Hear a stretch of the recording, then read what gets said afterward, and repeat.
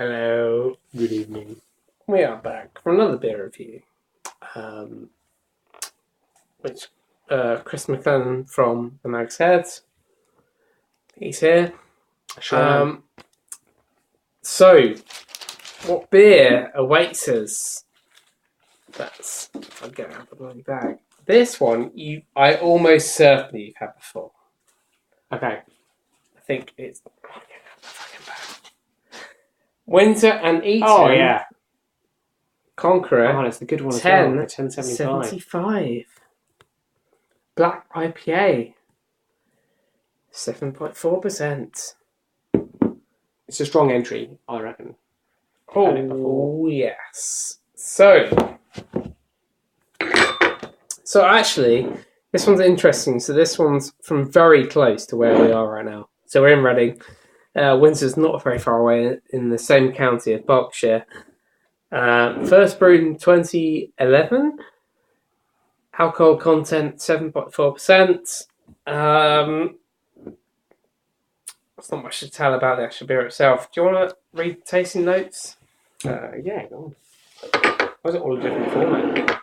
Tasting notes used to be in an orange box, James. This is crazy talk. Ruby black to the eye, the nose is a complex three-part harmony of dark soft fruits, orange and lemon. It has a rich, full mouthfeel with toffee, licorice, coffee, and chocolate notes. I can tell you through my extensive experience of cutting tasting notes down to, the raw effort, that I would take out complex three-part harmony. Nobody needs that.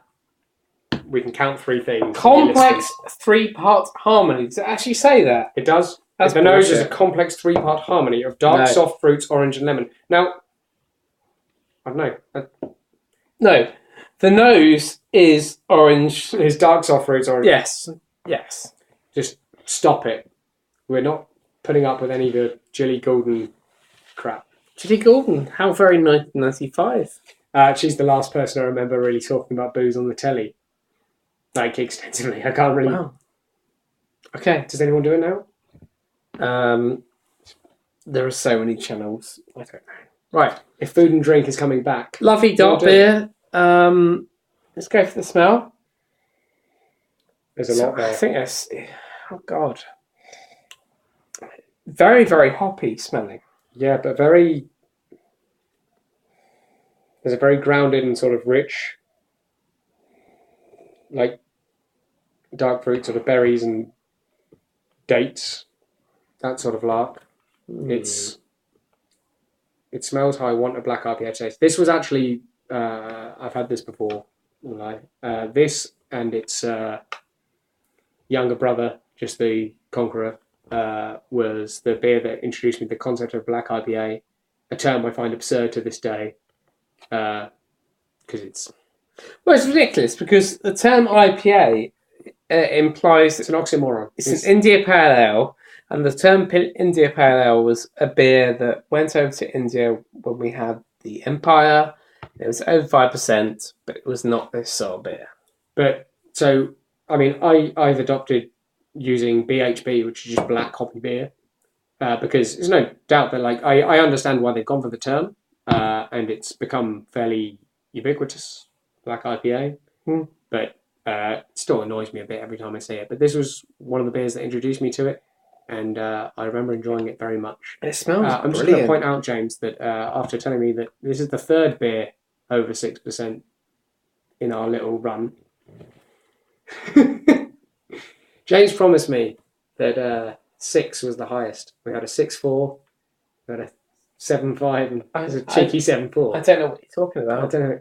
I feel like it's a trap. If nobody hears from me... It's a trap. If nobody hears from me in the next, 24 hours, it was him. It was him. He looks very pleased with himself. It's just like, I've got my mark. Should we go for the taste? That's right, yeah. Let's go for the taste. Oh, yeah. Yeah, it's very nice. Very heavy. Oh. Very heavy dark fruits. Very heavy, sort of rich, roasty sort of malt flavour. I mean, That's really rather nice. But it's very, very roasty. Yeah, but I mean, I like that. We had one recently at the Nags, a Mad Dog one, and it seemed very proud to have created a black IPA without that roasty thing. And it's like, at that point, I don't understand why you'd create a black IPA. Just make an IPA. So, whereas, you know, this, much though I quarrel with the term, is something different. It is, but I would say I still hold firm to the view that you have an IPA or you have a stout or a porter. BHB. Allow BHB. Black coffee beer, James. Black coffee beer. No. I know. I mean, I think that there's something to be said for, even though, you know, probably by traditional sort of definition, it's a stout or it's a porter, which I also consider the same thing. Stout's just stronger. Like, I don't, like, Camera have a sort of definition for it, which I don't particularly agree with, because stout is stout porter, and stout porter is just the strong porter. Like, by definition, yeah, it's probably a stout or a porter, but at the end of the day, it is not. If you market it as a stout or a porter, the people who come in to a pub for a stout or a porter aren't going to get what they want when they get a beer like this, and so you need another definition for it. And I don't know. I think largely it's what the brewer says it is. Within a certain realm, I think it's what the brewer says it is. Take it as such. So when people come to the pub in the Nag's Head and they say, "What's the difference between stout and porter?"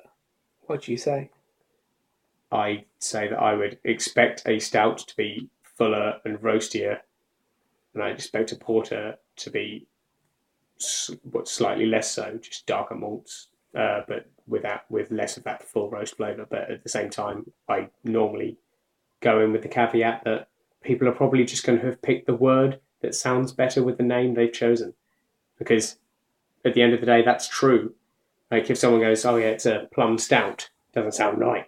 Whereas if you go, "It's a plum porter," everyone goes, "Oh, that sounds lovely." Like, I think the term means nothing. Stout porter used to be just the strongest porter. But is it not stout means stout and porter means porter? Not really. No. Like Brexit means Brexit. Well, Brexit does mean Brexit. Brexit Let's not get into that. means Brexit. Let's not get into that. Stout means stout. Porter means porter. Yeah, but porter and stout, they're the same, James. But no. Brexit's not involved. They're not the same. And we're at 8 minutes and we've only had one sip of beer. Not the same. I've had multiple sips of beer. Don't know what you're talking about. You know, that's my opinion. It's my opinion on the whole. Brexit means Brexit. Are you worried your channel's becoming over politicized? No. You know, I have not stated at any point in my channel of which side I am most full on in the political spectrum, and I want that to remain so. Okay. Because this is about beer and not about politics. I just think you're the one that's driving it that way. Yeah, but I didn't say that was the whole thing. Is what we're saying right now. It's like, yeah, people are going about Brexit mean Brexit. Stout means stout. Stout means spout. It may well mean spout as well. Yes. This is getting deep. I think we're getting to the root of the problem. I think the two things are the same thing, and whatever the brewery calls it is what it is, and I don't really mind. Stout means stout. You seem very firm on this. Yeah. I'm not going to budge on my position that I will. Stout means stout. I'm not going to repeat. Are you trying to make me repeat that? It's not going to happen. Well, I think we should leave it Conqueror there. 1075 is really nice. Yeah. It's too strong, but dangerously drinkable for that strength. It's got a lot of nice rich berries and nice roasty flavour to it. With an original gravity of 1075, that's why it's called that. This is an authentic, strong India Pale Ale. Conqueror 1025 is a rich and complex IPA. It's not. Brewed from a unique blend of specialty malts, Whatever they say it is. Cascade and Pacific Jade, whole leaf hops. 1075 was when William the Conqueror first founded Windsor Castle. See, that is exactly why when it said 1075 was the original Gravity, it's like, no, it wasn't. You wanted to name it after an important year. You're claiming that 1075 Of course it was. We're on to you, Windsor Indian Brewery. We're on to you. You have to get up pretty early in the afternoon to get one past us. As the world's oldest inhabited castle, is strong, full of character, and instantly recognizable. Just like Conqueror 1075.